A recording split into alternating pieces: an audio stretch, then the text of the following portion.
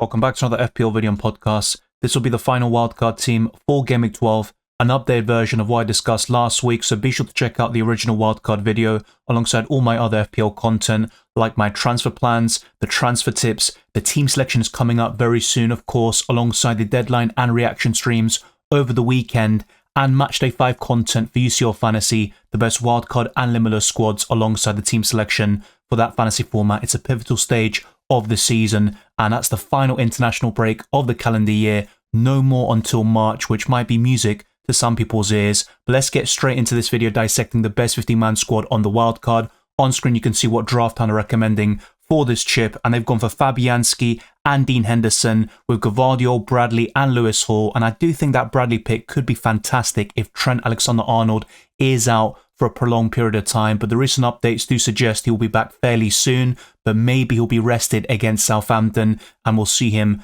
come back into play for really important fixtures against Manchester City and Newcastle. The likes of Salah, Palmer, Fernandes, Diaz and Mbeumo complete the midfield with Isak, Cunha and Wissa as the free forwards, and the other players include Joachim Andersen and Totti Gomez in this 15-man squad. Let me know your thoughts down in the comment section below and check out Drafthound. There is a link in the description. The same goes for my Twitter and Instagram, DylanRCM, for latest FPL and news fantasy updates, the Discord server, FPL League, Drafthound of course, as well as Spotify. It supports the channel and we're looking to grow across all social media platforms. Without further ado, let's jump straight into it. My squad value is 102.6 million. Some of you watching will have even more funds in the bank to make some upgrades, and others won't have as much in the bank. So that's why I'll discuss some downgrades you could make and some cheaper options in each position so you can afford the best 50-man squad on the wildcard, targeting the fixture swings from Game Week 12, and there are plenty for the likes of Arsenal, Chelsea and many other teams I've discussed in recent weeks, and there's a lot more to dissect in the upcoming videos and live streams for FPL. Let's start off with the two goalkeepers, and you'll probably have a good idea of the best options in this position based on my recent videos and podcasts. If you're purely basing your choice of goalkeeper on long-term fixtures, Robert Sanchez and Verbruggen will be the best two picks. They're also cheaper than Onana, but I believe the Cameroonian will get a lot of saves and bonus points and in fact outscore the rest of the competition. Despite only being 5 million, I think he can match Raya and Alisson when he comes back from his injury, and Onana just has that very high ceiling for a goalkeeper, which I like. The next two fixtures are fantastic for Manchester United, who have a new manager in Ruben Amorim, and there could be a bit of uncertainty in the outfield positions based on new formations and ideas, but Onana should start in goal week in, week out, and with that high ceiling and very decent price point at 5.1 million, I still think he offers tremendous value in this position. But you can also cover Man United defensively with Diogo Dalot or Mazraoui, so you have other options there, and that's why in the original Best Wildcard Team podcast, I showed you Robert Sanchez in goal with Mazraoui covering Man United in the process. But I do think Onana will outscore Sanchez and Verbruggen from now until the end of the season,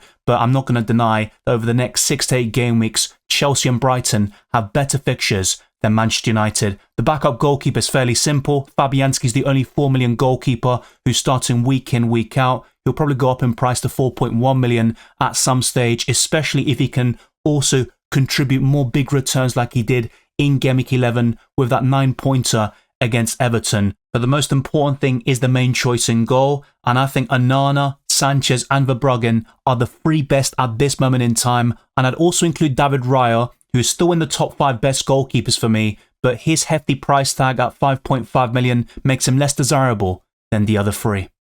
The international break came at a good time for the Gunners, who are really struggling in recent Premier League matches. That's 4 games without a win in this competition and no clean sheets since Game Week 4, but Gabriel looked unstoppable in the first 5 game weeks of the season, scoring against Tottenham and Manchester City in back-to-back games, keeping multiple clean sheets, and Arsenal were in a very strong position, but it's very, very competitive right now, especially in the top end of the table, and only a matter of 4 points, I believe, separate 3rd to 13th in this table, which is incredible, and I do believe Arsenal, with this fixture swing from Game Week 12 onwards, could go on a run, and I'd highly recommend one Arsenal defender or David Raya in goal, because I believe the Gunners will keep a lot of clean sheets in the next couple of months. It took them a while to get going last season, and from January onwards, we saw a different Arsenal who beat some teams very comprehensively and also kept many clean sheets in the process. And I think Gabriel is still the best way of covering the Gunners defensively with his set-piece threat. It hasn't really been there in recent weeks, but I believe Arsenal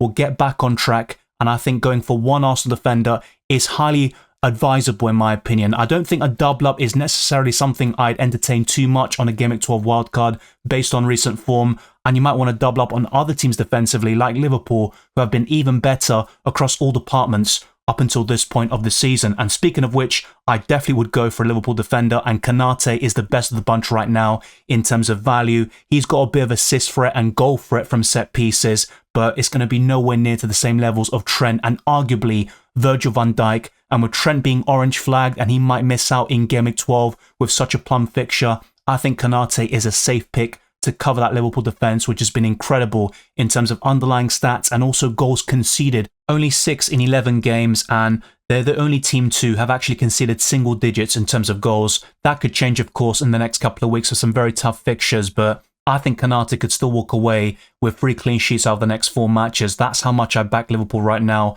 and the defensive structure which Arne Slot has brought into that side. I'm going to go for some budget defenders now, and Lewis Hall is one of the most promising. I've been asked a lot recently about the best 4.5 million and under defenders. I think Lewis Hall is one of them, and the other would be a certain Fulham centre-back called Joachim Andersen, who costs 4.3 million. Going for these two, who rotate very well in terms of fixtures, could also be a very nice play, and you've got that defensive depth just in case. I've really had a few issues with my 4 million defenders this season, like Barco. We all know what happened with him being sent out on loan to Sevilla, and then Jacob Greaves, who got injured, which was a bit unfortunate, but Ipswich Town aren't keeping clean sheets anyway.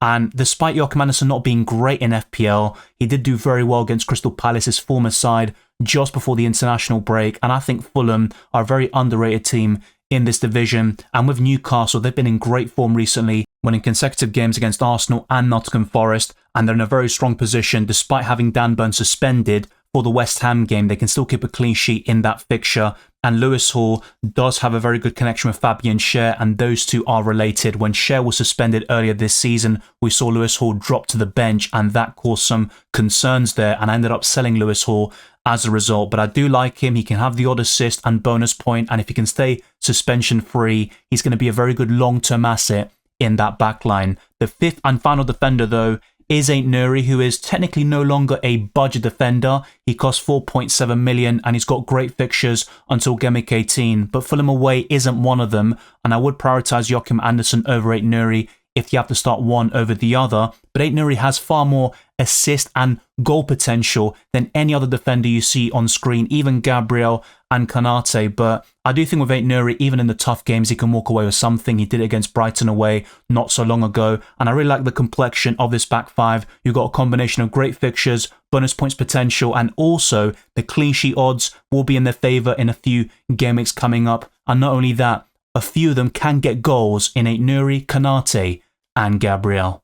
A very popular topic this week will be Bruno Fernandes versus Saka. I think in the long term, Saka would edge it because of his consistency, and Arsenal are probably going to bounce back at some stage. It might not be necessarily in Gameweek 12, where Nottingham Forest is going to be a very tough opposition, whilst Bruno Fernandes faces Ipswich Town and Everton over the next 2 game weeks. So I think it's really a matter of short-term returns and being aggressive versus long-term going for the consistent set and forget option in Saka. So it really depends how you want to play it. But on the wildcard, I'd probably take a punt on Fernandes if I had to pick one, and I think Fernandes would shade it just now. But if you feel differently, let me know down the comment section below, and you might want to go for both of them at the same time. But there are 2 premium midfielders who for me aren't essential, but they are very close to that term, because I think their consistency, the fixtures, and also the high ceiling make for very good FPL assets that you can just stick in there for a very long time and you won't have any regrets whatsoever. And one of them will be Mohamed Salah, who has been the best FPL asset so far this season, the only one to have reached 100 FPL points so far. It's one of the best starts to a campaign we've seen in the Premier League, and Salah is just always so consistent, and he's firing Liverpool to the top of the Premier League table. It's Southampton away next. He didn't play for Egypt over this international break, so a fully rested Salah against arguably the worst team in the division. It's a great combination, and not only that, the long-term fixtures are decent for Liverpool. Salah's underlying stats are always phenomenal, and he's got the high ceiling, as I discussed earlier. So I think he's one of the greatest captaincy options for Game Week 12, probably for the entire season. So if you've still got the triple captaincy chip, that could be a play for you as well, and I don't think you have too many regrets. But football can be a funny game, as we've said on the channel many times before. Despite being yellow flagged though, Cole Palmer is another great captaincy shout against Leicester away. If you want to go a bit different and maybe oppose Salah, I think Cole Palmer is the next best option, and it's very close between these two. I don't think Palmer's form has been particularly great recently, but he is still a great choice. The talismanic figure for Chelsea, who now have a great fixture run until Game Week 20. They are top of the FDR in that time period. So I do like having Salah and Palmer in this midfield. And the same goes for Saka, and that could be at the expense of Bruno Fernandes. And later on, I'll show you a way of having Salah, Palmer, Fernandes and Saka at the same time, but it does mean sacrifices elsewhere. Now, with Mbeumo being yellow flagged and having poor fixtures long term, you could argue he isn't someone to go for, but I'd still pick him on the wild card just about. But I fully understand why some of you might be a bit reluctant to do something like this, because by Game Week 14 or 15, you might be looking to sell him to a United midfielder like Fernandes. If you don't go for him at this point, maybe you'll go to, let's say, someone like Garnacho or possibly Jarrod Bowen, who I think will be a very popular choice with West Ham's fixtures turning for the better in Game Week 14. So I definitely wouldn't mind making that sort of switch very soon, but it all depends, because Mbeumo is fixture proof, great underlying stats, and he's also a penalty taker, which always plays in his favour. And despite his returns kind of waning a little bit recently, he is still a great choice with a high ceiling. He can be captain in certain game weeks, like Game Week 13 against Leicester City at home. The fifth and final midfielder is another yellow flag player. I fully expect all of these options to be available in Game Week 12, and that's going to be Semenyo. Now, you could go for Morgan Rogers instead, and it's worth mentioning that Semenyo is one yellow card away from suspension. The same goes for Aït-Nouri, so that could put you in a bit of a pickle in a few game weeks' time. If you want to avoid such headaches, you could replace Aït-Nouri with Mazraoui, for example, and go for Robert Sanchez in goal rather than Onana, and then Morgan Rogers over Semenyo, or possibly Emil Smith-Rowe, who's been very impressive in the last 3 game weeks. He's getting returns in home and away matches now, which is great to see. You are blessed with options in the budget midfield range, and Semenyo is just one of many options in that position, but you might want to go for some different choices in certain positions. So for those that are on 4 yellow cards, 1 more before Game Week 19 means a 1 game week suspension, as Dan Burn has obviously suffered for Game Week 12, which I alluded to earlier. I like the complexion of this midfield though in terms of structure. You've got 2 premiums in Salah and Palmer. They are 2 of the best midfielders in the game, there's no denying it, and across all positions, they're probably still in the top 3 at the very least. And not only that, you've got an 8 to 9 million midfielder like Fernandes, that could become Saka if you wish. You've got that 7 million midfielder like Mbeumo, and you might find yourself wanting to jump between options at that price range like Diogo Jota and Jarrod Bowen. And then you've got that 1 budget midfielder to really kind of switch between these different choices, as I mentioned before. So I do like what you're going for here with these 5 midfielders. But let's complete this squad with the 3 forwards, and that's a position where we've got so many choices now this season. Another interesting debate is Joao Pedro versus Danny Welbeck. We also had this as early as Game Week 4, and I went for Joao Pedro. He ended up getting injured, whilst Danny Welbeck has stayed consistent and injury-free. So I do think if you've got a bit of money left in the bank, you could go for Danny Welbeck, who might be a safer pick, so to speak. But if Joao Pedro can stay fit, he's got the bonus points potential, the goal and assist for it combined, to be a very good asset in this position. And he only costs 5.4 million, but that's soon going to rise, if we're being completely honest. 5.5 million, it seems almost certain. It's just a question of when that's going to happen. So Joao Pedro makes it into this 50-man squad, but as I mentioned in the Transits podcast, you don't have to rush towards him, because Bournemouth away isn't an easy fixture, and there is a chance he doesn't start with Jorginho Rutter keeping his place. But I do think Joao Pedro will get back into that Brighton side eventually.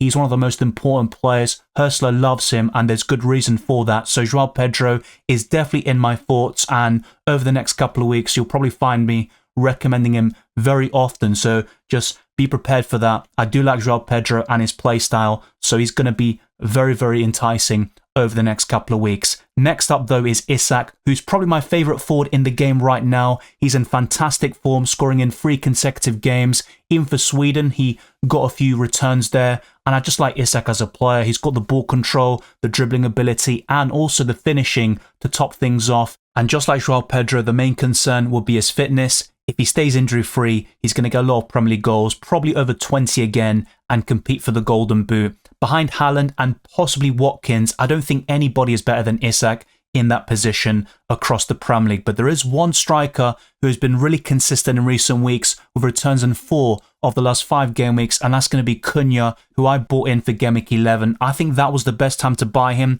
facing Southampton at home, and I wouldn't rush to get him against Fulham away. I think Fulham are the favourites in that match, and Wolves might struggle, especially in terms of their defenders like Aït-Nouri, who still has the attacking potential at least, but Cunha is a bonus points machine, and he can get so many points this season, especially until Game Week 18, which is Wolves' golden period from now until the end of this season. I really like this structure once again with the forwards. You've got Isak, who could become Watkins in a few weeks' time if maybe Isak underperforms or gets injured. You can also go to Jackson, another great mid-priced option until Game Week 18 at least with Chelsea's fixtures. Not to mention Erling Haaland. If you want to restructure a little bit, in order to do that, you'd have to downgrade somebody like Salah or Palmer. And that could be a thing if they get injured or maybe their form really dips. And that is a possibility, although admittedly it's going to be a very small one. So I think having that mid-price forward is really important to give you flexibility and change structures and go for different premiums, because that's so important. I think the template will change week on week. That's what the best wildcard team videos are there for. It helps people to identify the best wildcard squads, of course, but also the players to buy, target the fixture swings, and also the form which changes from week to week very, very consistently. So that's the best 15-man squad on the wildcard. Let me know your thoughts down in the comment section below. Let me now show you the starting 11 and the captaincy, and towards the end, I'll show you a few differences in certain positions to give you even more options to choose from, and it might give you more headaches, but I think it's very important to highlight the pool of players to really go for on the wildcard.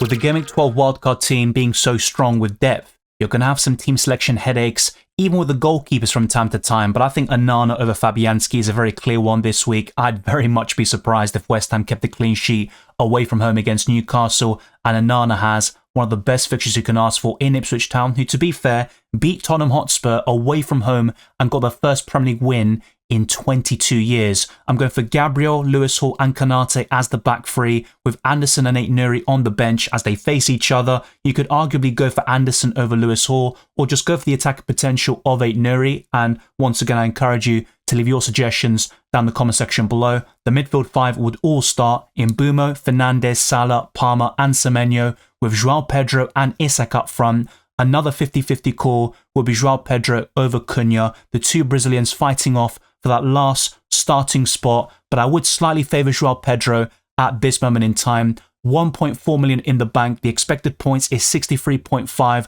according to FPL Team, and I'd captain Salah with Palmer as the vice, but another great captaincy shout would be Bruno Fernandes, and if you saw my recent videos, you will know how highly I rate Isak in Game Week 12 against West Ham. He is one of my favourite differential captains of the game week. It seems too good to be true, and with Isak you could argue his ceiling hasn't been that high this season, but he could get a brace and 13 points against the Hammers if their form continues, of both the player in Isak and also West Ham, who have been very inconsistent up until this point of the campaign. Let's now show you a few differences. It's not going to be major, but I think it's definitely worth mentioning. So Sanchez instead of Onana, with Mazraoui coming in for that backline, keeping Konate and Gabriel alongside Aït-Nouri. So essentially, it would be Onana and Anderson making way for the Chelsea shot stopper and Mazraoui, and also Saka coming in for Brian Mbeumo, but it also means Dibbling replacing Semenyo, and Dibbling will basically sit second or third on your bench, and from time to time he might make it to first on your bench, but that's not going to be too often. The front three remains the same in João Pedro, Cunha and Isak. Lewis Hall is also on the bench with Fabianski, so not too many changes there, but it's just one way of being able to afford Saka, Fernandes, Salah, Palmer and Isak, whilst not sacrificing too much in your defensive line, which is still very important. You don't want to make goalkeeper transfers, and even with your defenders, you'd rather have set and forget options for at least a month or two before making changes. So let me know your thoughts down in the comment section below. This team is more expensive with nothing left over in the bank for me, and I've got 102.6 million in terms of squad value. And if you can't afford this particular squad, for example, and you still want this midfield four I've been talking about, you might want to consider something like Cunha downgraded to Raul Jimenez. I do back Jimenez in that game against his former club in Wolves. That's just one particular example. You could also go from Mazraoui to Joachim Andersen, or a 4 million defender, although I have to say I'm not a big fan of those options at that particular price point. Thank you very much for watching this video and listening to this podcast. If you enjoyed it or found it useful, then be sure to smash the like button and subscribe for new. I promise to get this video to the 200 likes and to keep on pushing towards 35 subscribers and beyond. Follow me on Twitter and Instagram, DylanRCM, and check all the other links in the description below for my Patreon and the championships for early access to my videos, amongst many other perks, the Discord server, FPL League, Drafthound, as well as Spotify. Leave a 5-star review on my podcast. It goes a long way supporting my channel. I wish you all the best of luck for Gameweek 12 and the rest of the season, and I'll see you next time.